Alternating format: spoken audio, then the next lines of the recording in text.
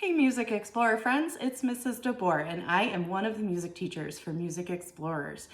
Today we're going to be moving to a little bit of patriotic music since we've got the 4th of July celebrating our country coming up.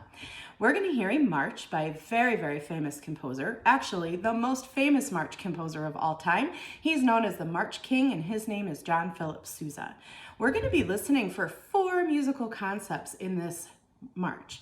We're going to be listening to heavy sounds, light sounds, loud sounds, and quiet sounds or soft sounds.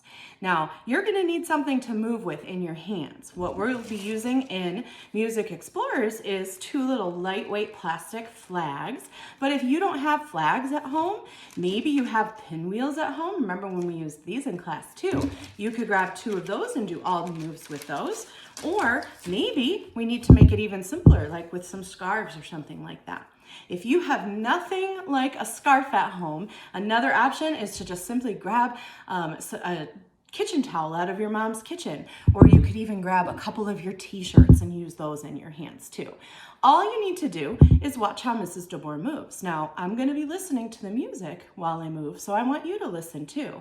Remember I talked about loud and quiet and heavy and light. Those are our 4 things. So when we hear the lighter music, our movement that we do with our flag or our scarves or whatever it is you have is going to be more light, and it will not make very much sound.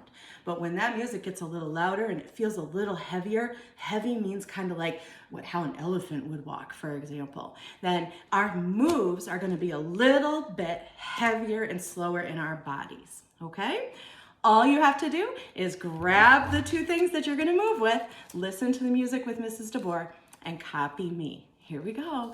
By the way, this is called the Liberty Bell March by John Philip Sousa. And if you listen extra close, besides hearing that loud and quiet and heavy and light, you might also hear the Liberty Bell being rung about halfway through the march.